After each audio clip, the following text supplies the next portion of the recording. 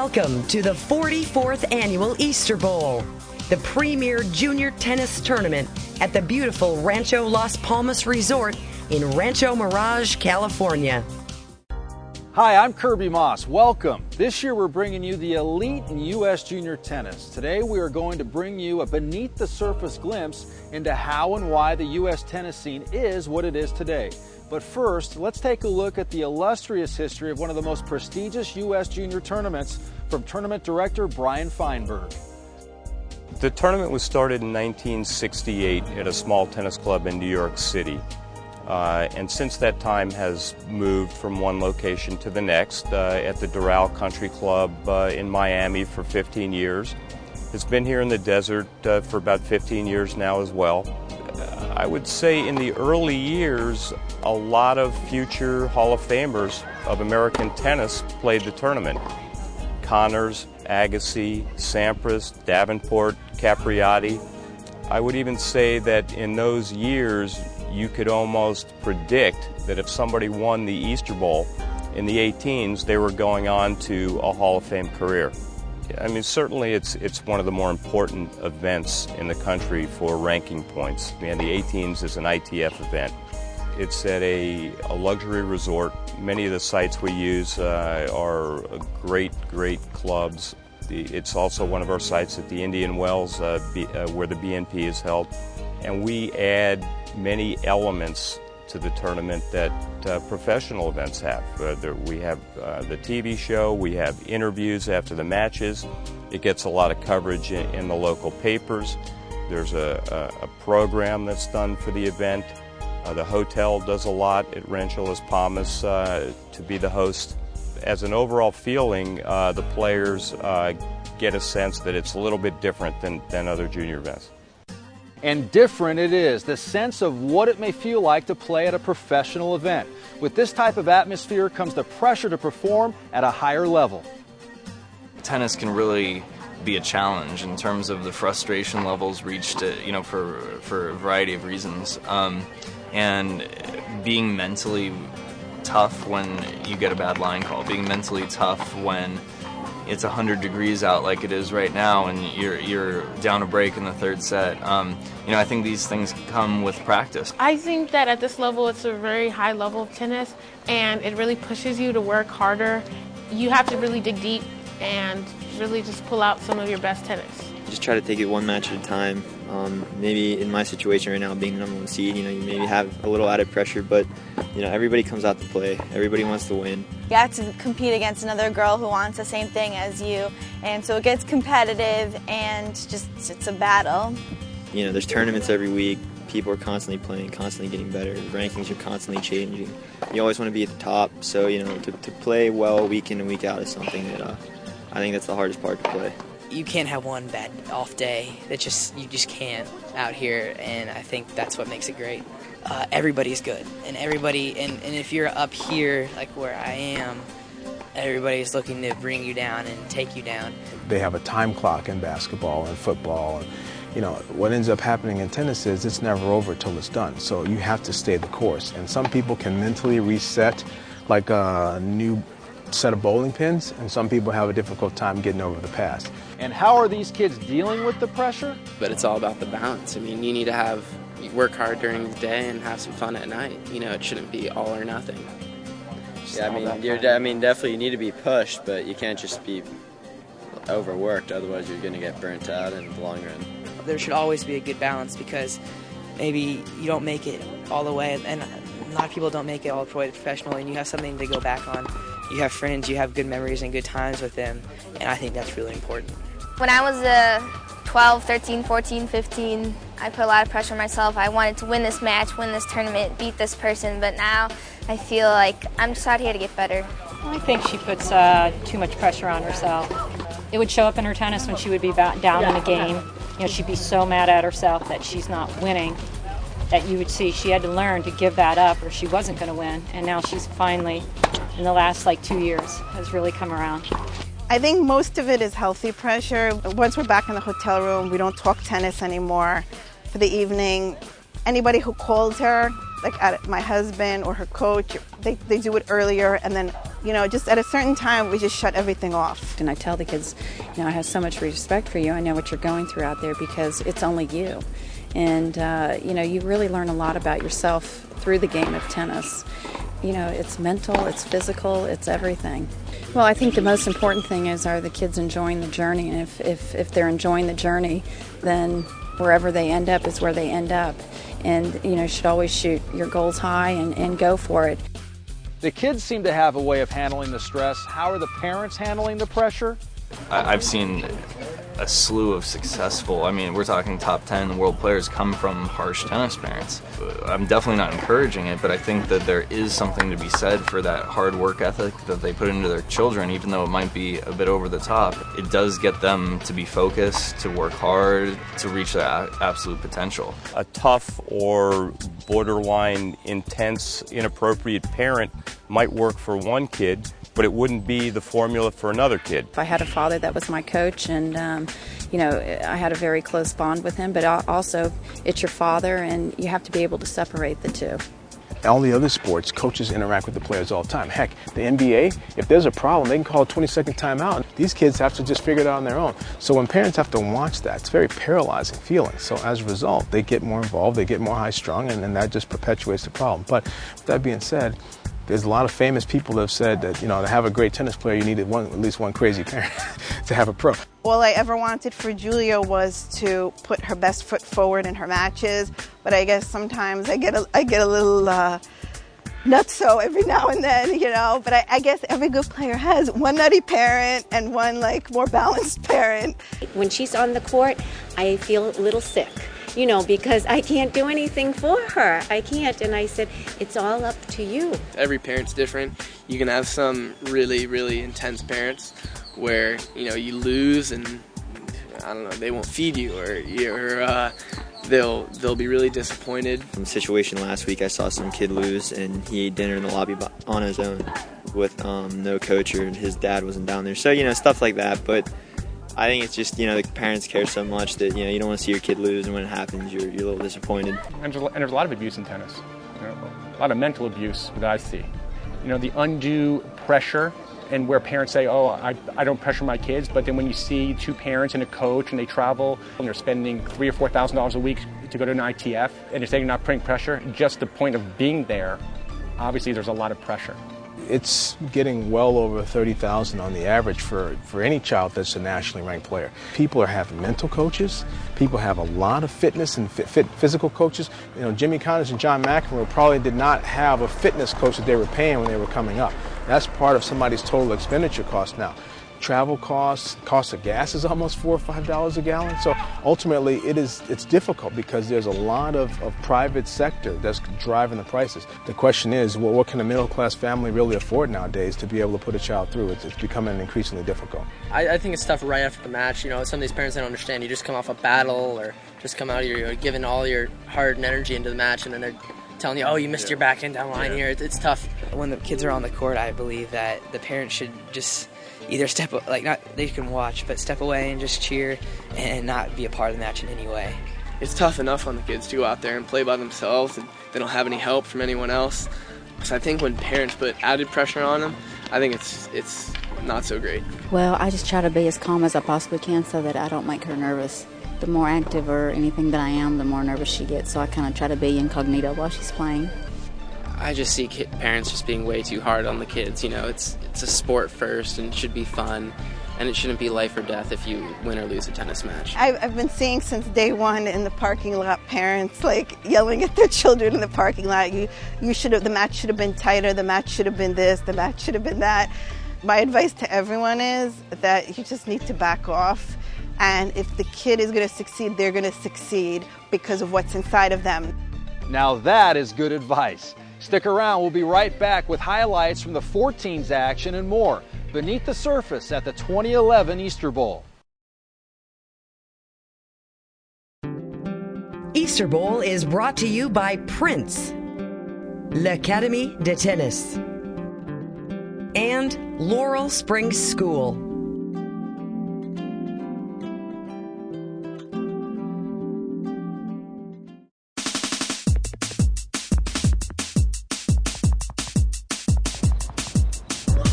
This year's girls 14 finals is featuring Maria Shishkina and Katarina Stewart.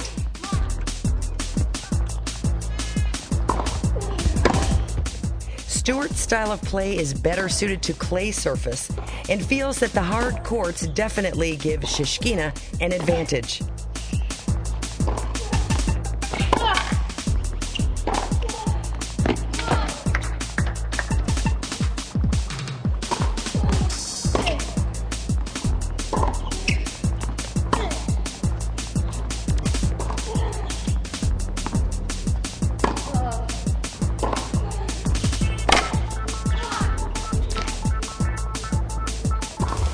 Year-old Shishkina avenged her recent loss at a national open to Stewart with a win in straight sets.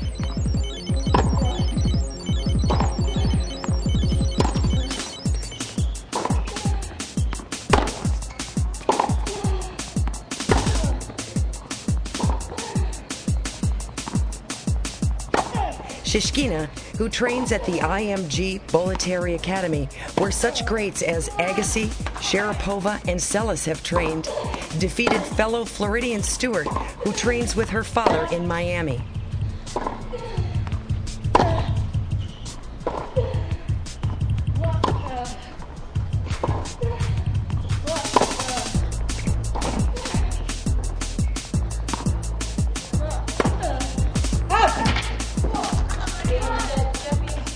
Shishkina defeats Stewart 6-1, 6-3 in the finals of the Easter Bowl Girls 14s.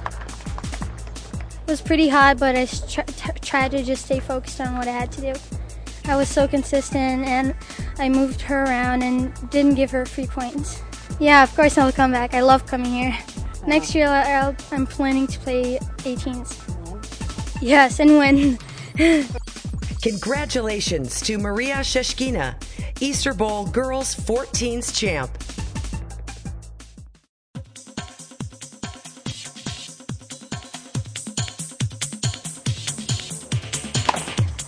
The matchup for the boys 14s is Heinrich Wiersholm against Ernesto Escobedo. In his first USTA National Championship finals, Ernesto Escobedo took out the #1 seed Heinrich Wiersholm in straight sets.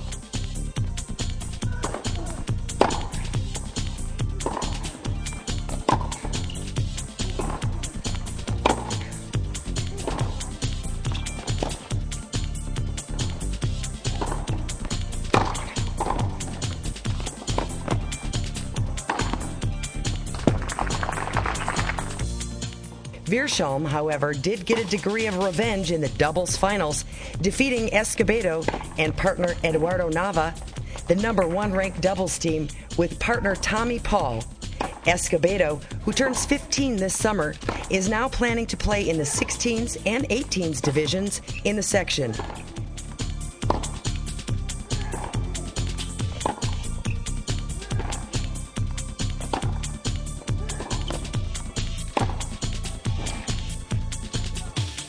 Escobedo defeats Wiersholm in straight sets, 6-4, 6-1, for the title of Boys 14 in this year's Easter Bowl Championship. Like my first serve wasn't going in good, so I was relying on my second serve. And then when Henrik was serving, I really wanted to break his serve, so I won't have trouble on my service game. I thought in the second set he went down a little bit, and then I pushed more, and that's why I beat him.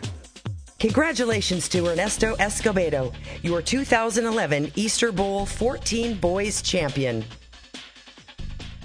Congratulations. I am sure we'll be seeing more of these kids in the future. Remember, there is more than just tennis on these kids' minds. There's homework and schooling and a lot of different options.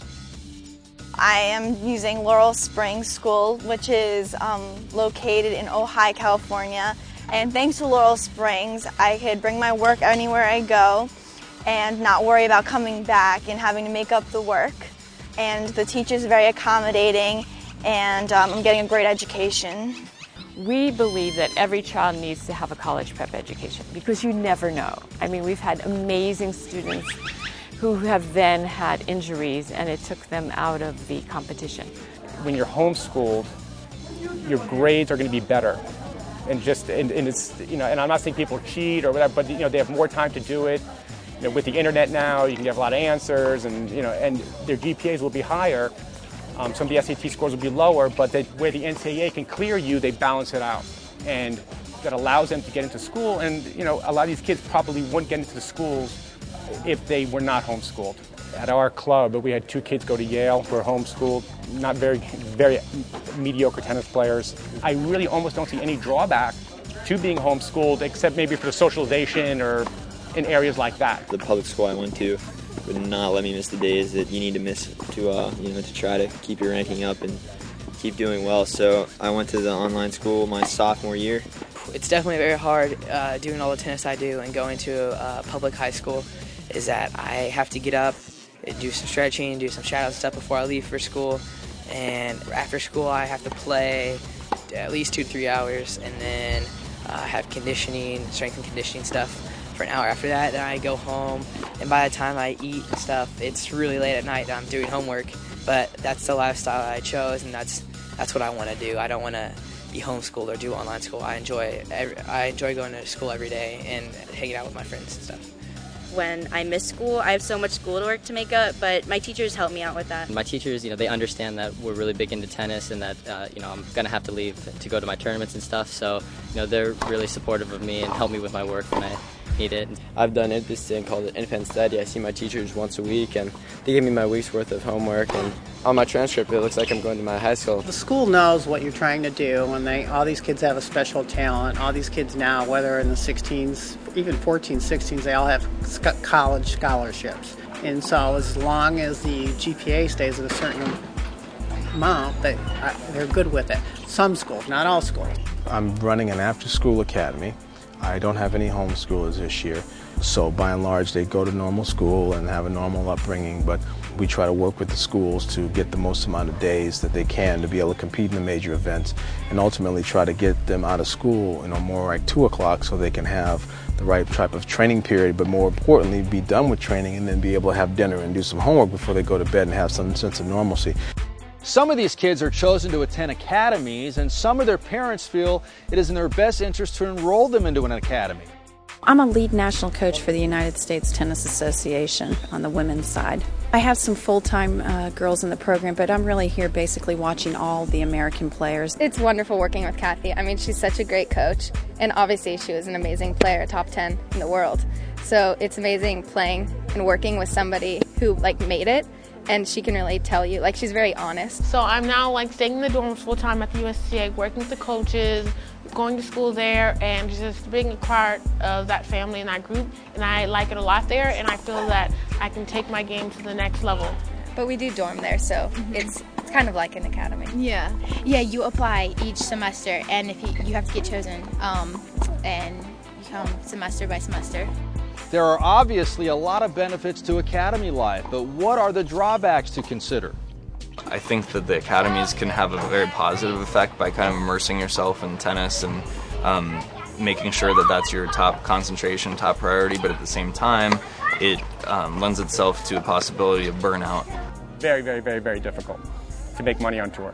I hope that most academies will tell them and be realistic where they will get better. They'll give them a better chance to get into a school. Well, I still have a big loan outstanding at the academy, so it was very expensive. I think for large academies, they're obviously corporate businesses, so, the idea there is to get as many kids as possible through the front door and put, 4 to 6 kids on a court.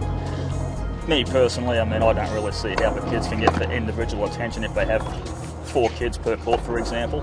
Of course, you're not with your parents, you're not, in an environment where you're totally comfortable with, and it's just hard at first to get used to it. Spencer didn't have that much individual attention there. There were a lot of good kids, and I was never around, so I couldn't keep an eye on how much attention she received or how little attention she received. I just know that the way that she went in, technique-wise, she came out the same.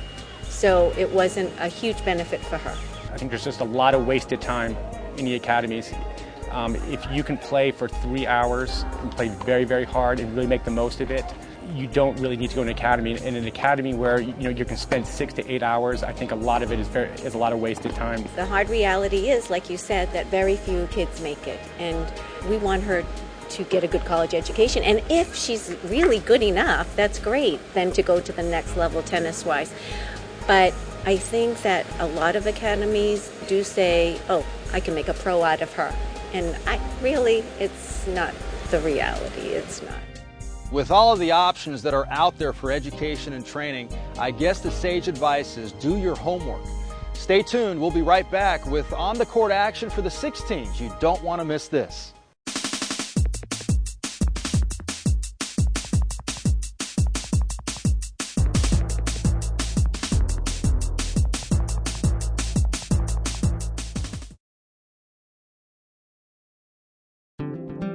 Easter Bowl is brought to you by Prince, L'Académie de Tennis, and Laurel Springs School.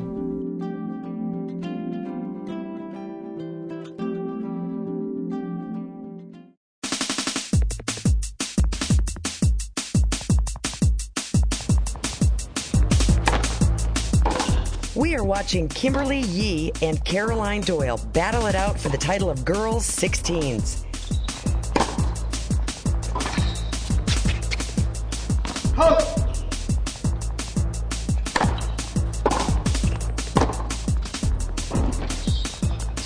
Doyle earns her first USTA gold ball from the Easter Bowl after defeating Kimberly Yee in 3 sets.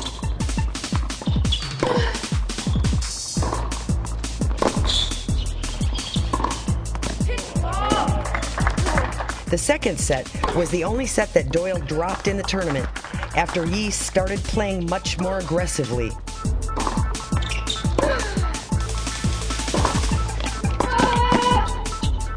Yee defeated the #1 seed in the semis in a 3-hour grueling match the day before, and that may have taken its toll.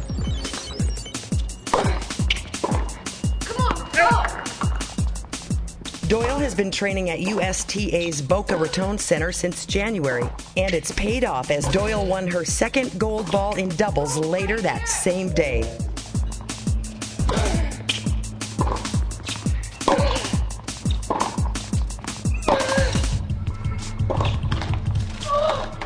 Caroline Doyle brings home the gold ball from the Easter Bowl Girls 16 against Kimberly Yee, 6-4, 4-6, 6-3.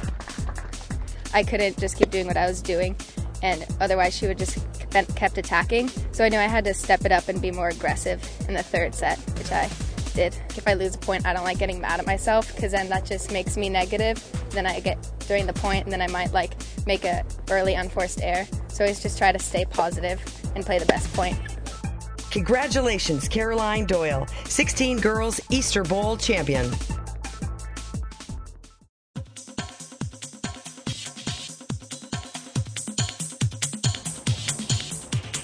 On the court in the boys' 16 finals is Ronnie Schneider and Gage Breimer.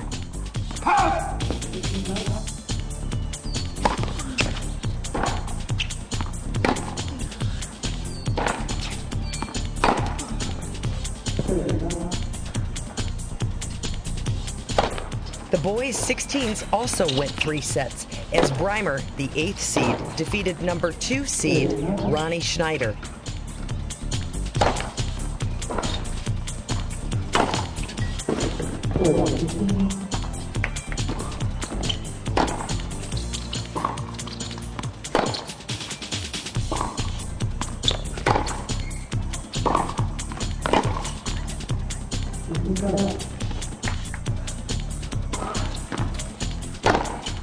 The only set Breimer gave up in the whole tournament was in the finals. Schneider fought strong and broke Breimer in the 7th and 9th games to win the second set. But Breimer came out strong in the third, winning the first 9 points to set the tone for his victory.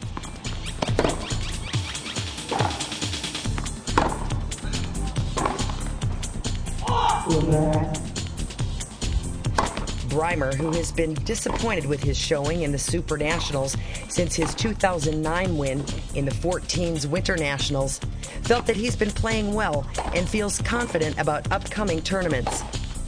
Gage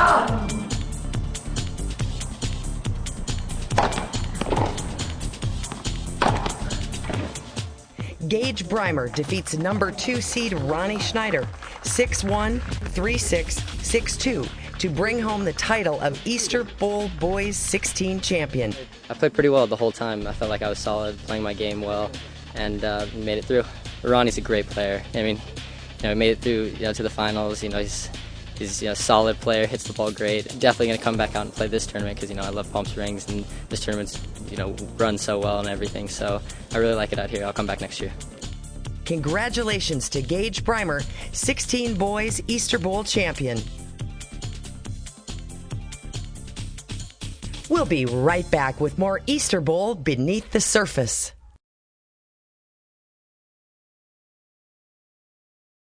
Welcome back. With this level of sports, there is always the likelihood of injuries. What are some of the important things any athlete needs to know to lessen the probability of this happening? I'm probably the best person to talk about this because I've had more than my fair share of injuries. You could probably point to a part of my body I've probably injured it one way or another. What happened that I found as I got older was there's a slow buildup of training improperly and developing muscle imbalances. Especially being a tennis player, you end up developing one side of your body over the other, and that leads to a lot of injuries down the road. They are playing so hard, I think that you're more prone for injuries. But I think that has to do with not bad technique, but you're letting a little, let's say, girl, we're trying to make her hit the crap out of the ball, where really she should be doing a running game and a thinking game. So yes, she's going to hurt her shoulder because she's hitting ball much too hard. Injuries usually are caused by repetitive motion. They land on the same leg on their serve thousands of times every day.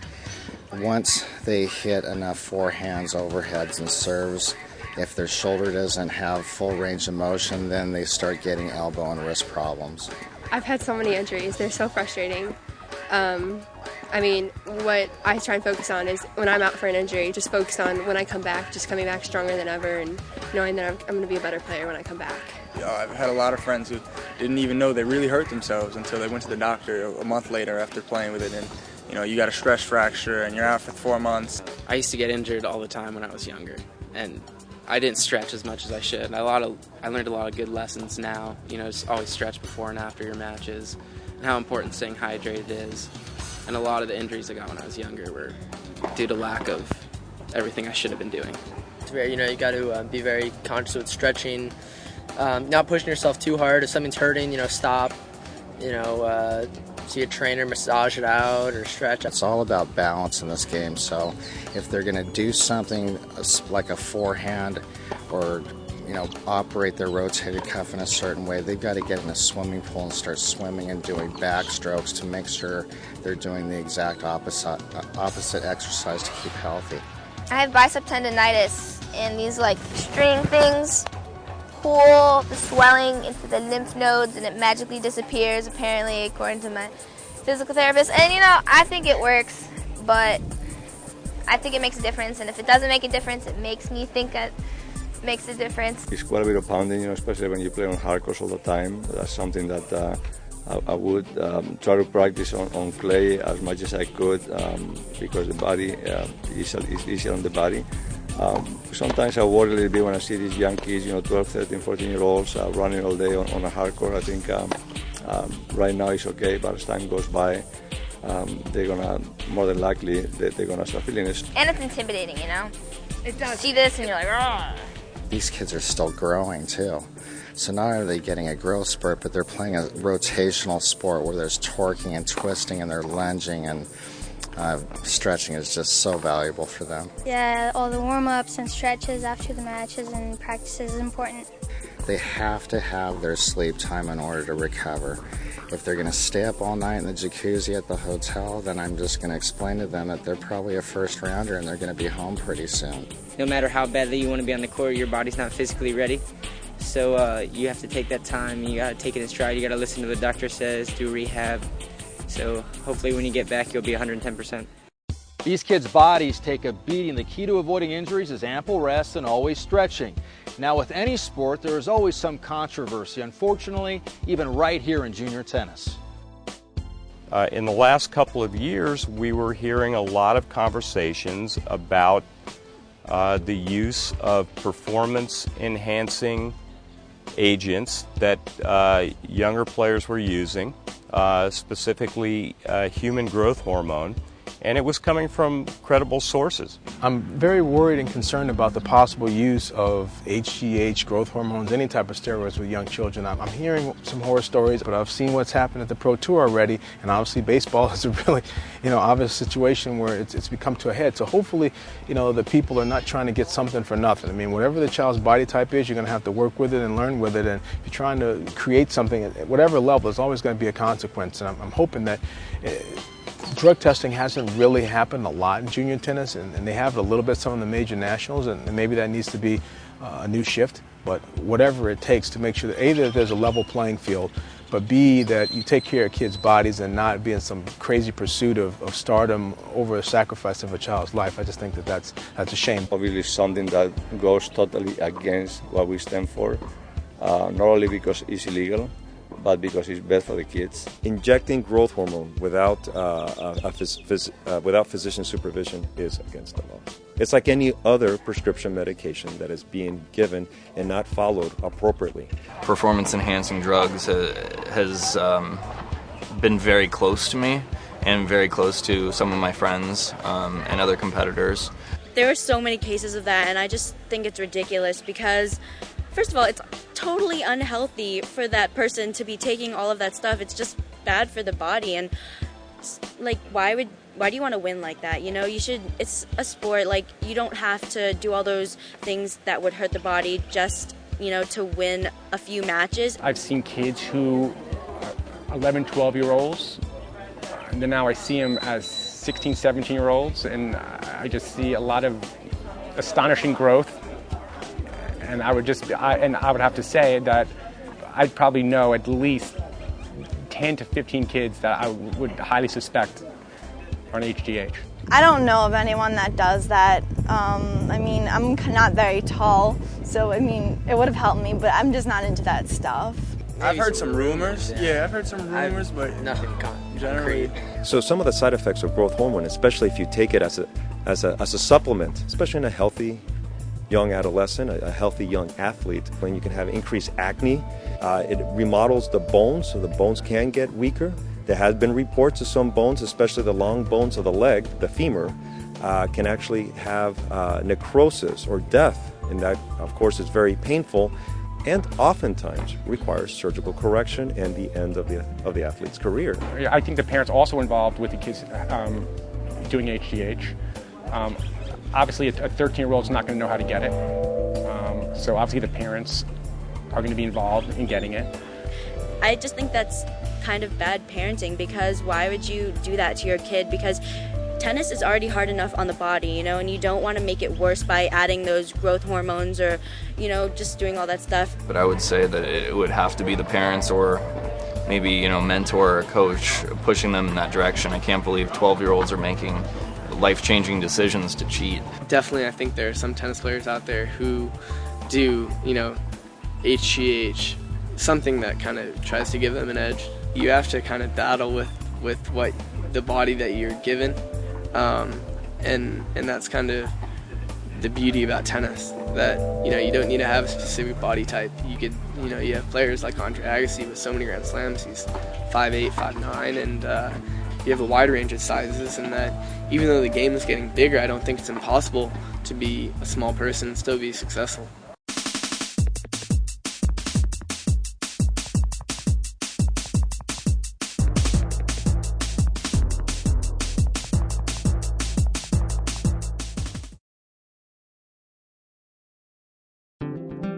Easter Bowl is brought to you by Prince, L'Académie de Tennis, and Laurel Springs School.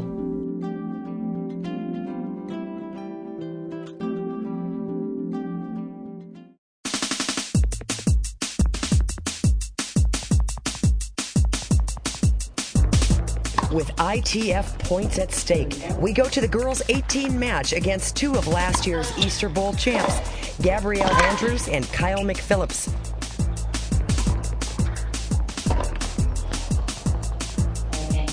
McPhillips, the 2010 16s champion, went on to defeat Gabrielle Andrews, who won the 14s championship last year.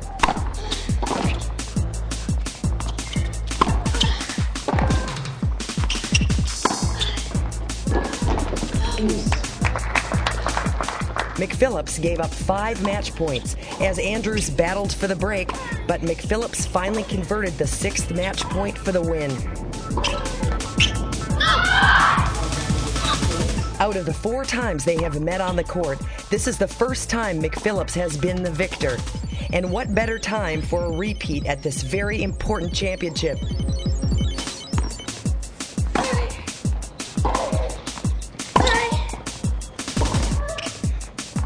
Andrews is now the youngest player at age 14 and 4 months to be in the ITF Top 50.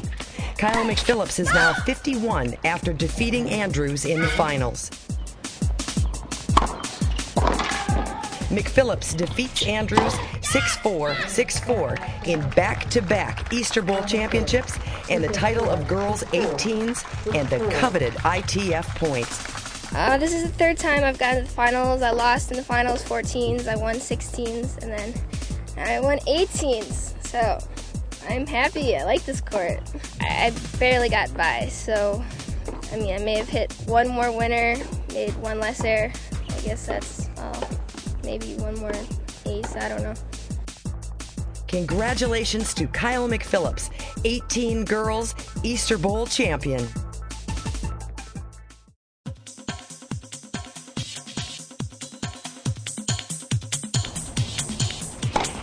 The boys' 18 matchup is against Marcos Giron and Max Styslinger.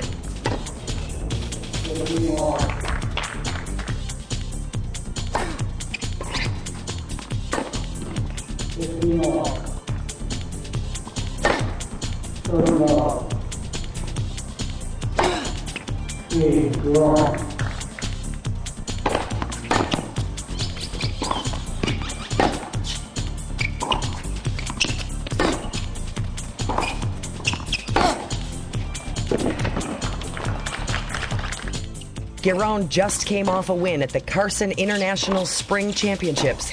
The last competitor to win both titles back-to-back was Sam Query, now 20th in the world, in 2005. Not such a bad place to be, according to Giron.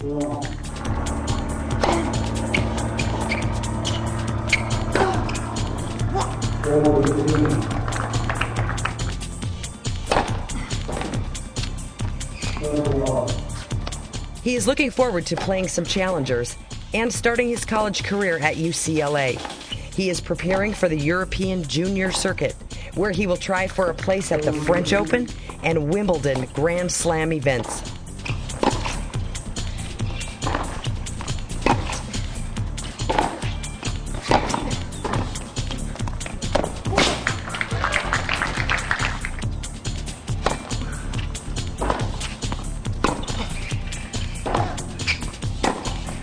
Giron defeats Styslinger in straight sets, 6-1, 7-5, for the boys' 18 Easter Bowl championship and the sought-after ITF points. I just wasn't making silly mistakes. I was really focusing on every point and basically winning a lot of the points that really matter, a lot of the big points. And I'm so happy that the last time I'm going to be able to play this, I won.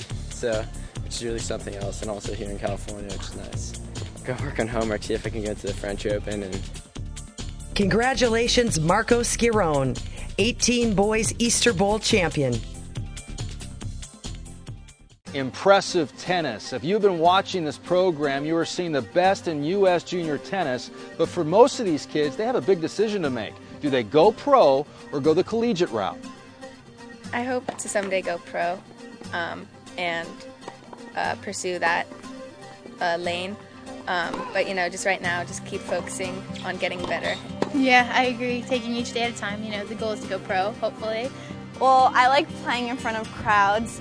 So the thought of being able to play in front of a huge crowd of people, especially at the U.S. Open, since I live in New York, just that thought is unbelievable, and I hope one day that happens.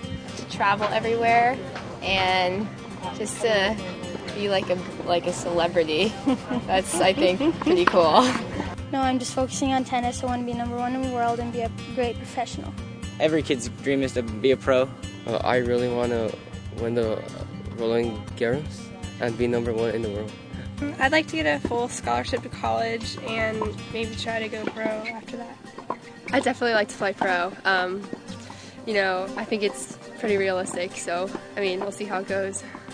To turn professional is my goal, and I wouldn't be out here working so hard if I just wanted to play college and help me get a degree. The key is the actual advisor, the sounding board behind them having enough of an understanding of what the real level is out there in ATP and WTA tennis before these children start pipe dreaming. Whoever wins here, does that mean they should turn? No, it just means that they won a week of junior tennis. And sometimes it's hard to turn down a little contract here or there, but in the long scheme of things, your education and your future is rather significant, so you don't want to be premature with that type of choice. I think certain kids are very mature and they can handle the professional tour for a couple of years. If you go back and look at Leighton Hewitt, very mature for his age. Rafael Nadal, same thing. Michael Chang. I think it's each individual case. I really don't think it's a yes or no or right or wrong. Who wouldn't want to make a living in this? Right. If you can Be make famous. if you can make it right on TV, Yeah. I think that's probably the allure of it. If someone has the tennis game, the game good enough to go out and earn money at 17 or 18, then they should turn professional. But the level is really high out there. So if you don't have mentally, physically, technically, competitively, all the gifts that are going to allow you to consistently make money with the best, then you probably need to go to college. 1% are going to go pro. So if you start playing in these 10s and 25s and start winning all these things, or getting in the French Open or the main draw and you win, then you know. The chances of becoming a pro tennis player or a pro athlete in general are very, very small. We all know that. At the same time, the thrill of trying to become the best player that you can be, I think that's what it's all about. But I think the journey is really, I think there are great lessons to learn once you dedicate yourself so much like these kids do in whatever you do in life. So it's not just if I don't become a great tennis player, it's a failure. I think tennis teaches you great life lessons that you can apply for whatever you do. The odds are against being a household name successful tennis pro, and I would say there's nothing to be lost by spending 4 years at a good college and under a good coach and then giving it a shot after that. I still believe that you can be a very good tennis player if you go to college. I think different kids mature at different ages, mentally and physically, so what's good for somebody may not be good for somebody else. I feel the same way as Allie. I really would like her to spend a year or two or even more, if so, in college. And I would love to see her play the circuit, of course. But if not, I think she'd make a great #1 intercollegiate tennis player. My parents always instilled from a very young age that it was always education and then tennis. So that no matter what, no matter how good or bad I was going to be, I always had to pursue my education. So I want to go to college, and then when I'm ready, or if I'm ready, if I ever get there, I'd like to go pro. I'm actually going to UCLA in the fall, which I'm very excited about, and so hopefully next year we'll do good, and obviously I want to aspire to be a professional. Right now, college scholarship for sure, and if pro comes, I'm not expecting anything. I'm not expecting it to come, but you never know what's going to happen in the next few years. For now, I definitely want to go to college. If I'm good enough to go pro after I go to school, then I'm going to try to. You know what? I think everybody has their own path, and some path is going to be going to college. Some may break through and make it into the pros. I think, that's very personal, and I think college tennis is terrific, and what a great path for a lot of kids. That was Kathy Rinaldi, who played here as a teen and went on to become a legend in the world of tennis. Well, with that being said, where is the state of the game of tennis in the U.S. right now? With so many of the brightest stars hailing from overseas, we have to ask ourselves, why is that? Where are the U.S. superstars? It's tough to nail down the specific reason why American tennis isn't where it used to be. I mean, I would only be offering my personal opinion. Obviously, other countries around the world have made it more competitive, and it's much more of a global sport from a young age in other countries. My opinion is in American tennis, we're not as hungry as they are from other countries. But we don't work as hard as the Europeans do. Nah, I mean, I feel like some people think that the U.S. is not working as hard, but truly, I mean, everyone's working hard. They all want to try to make it in the pros, but some people just haven't, some people don't. I think there's more discipline with the players. You know, Americans, their main objective is to get into the best school they can, as opposed to being pro, and they go, you know, through the whole schooling process, as opposed to Europeans who are just born into a lifestyle that's just, you're going to be a tennis pro and that's it. And that definitely can make a difference. Some people, when they start going to school, they relax a little bit, don't take it as seriously, and all these other Europeans, it's like, if you make it in tennis, you'll have food.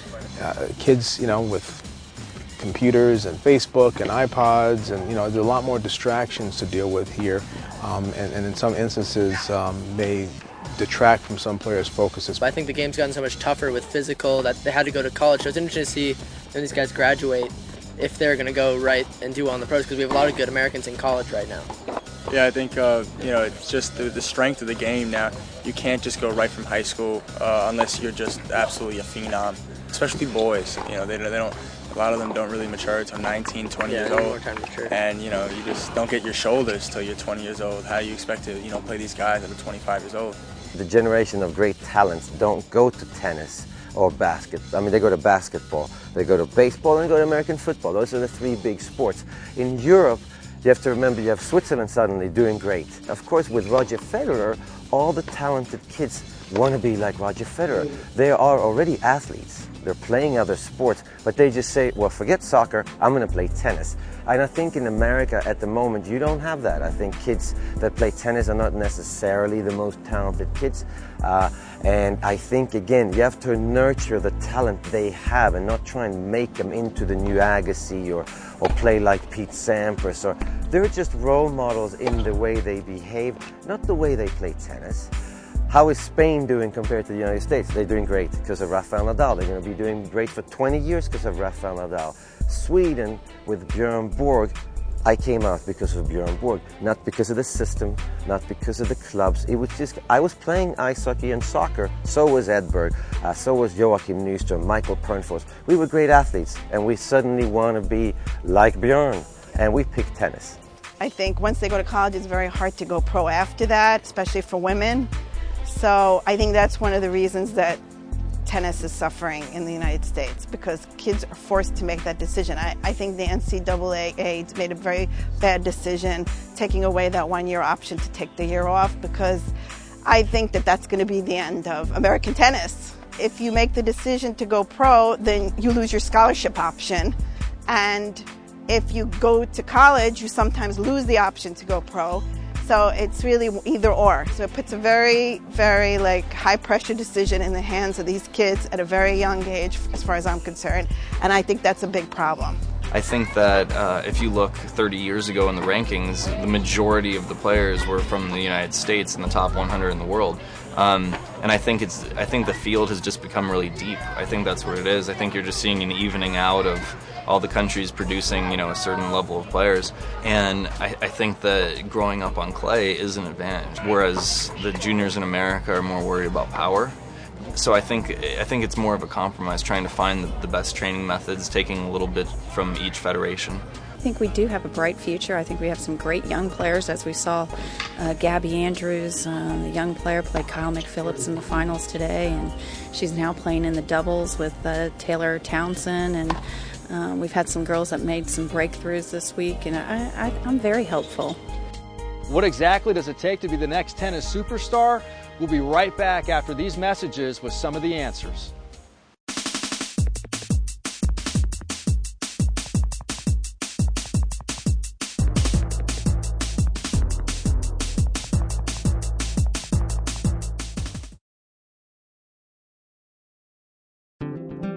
Easter Bowl is brought to you by Prince, L'Académie de Tennis, and Laurel Springs School.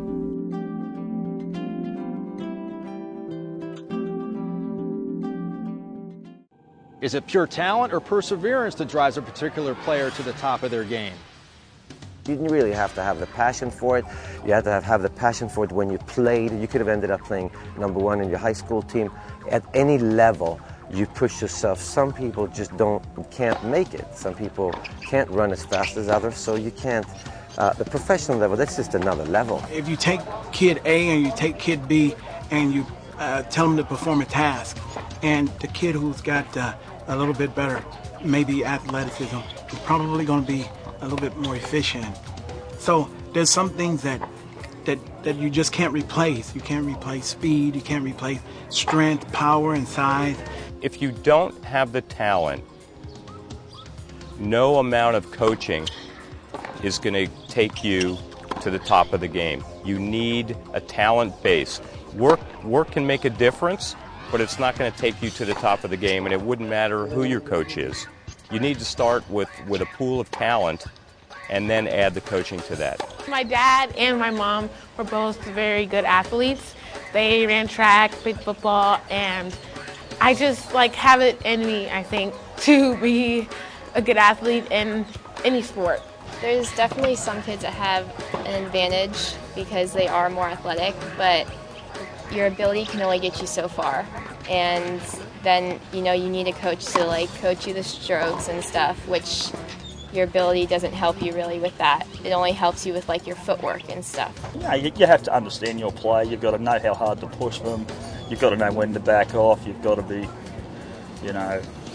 ultra positive but tough at the same time. Spencer did not have a good work ethic, and she had natural ability, but she had no work ethic. I mean, people would say, "Oh, she's not working hard in practice, and she's not doing this," but then she would come out, and just from her heart, she would come out and do a good job. Oh, well, we spend so many hours on the court that, of course, after all these years, you improve. And I mean, that's your goal at the end of the day, is just to improve. Because you have to love the training, not so much the winning.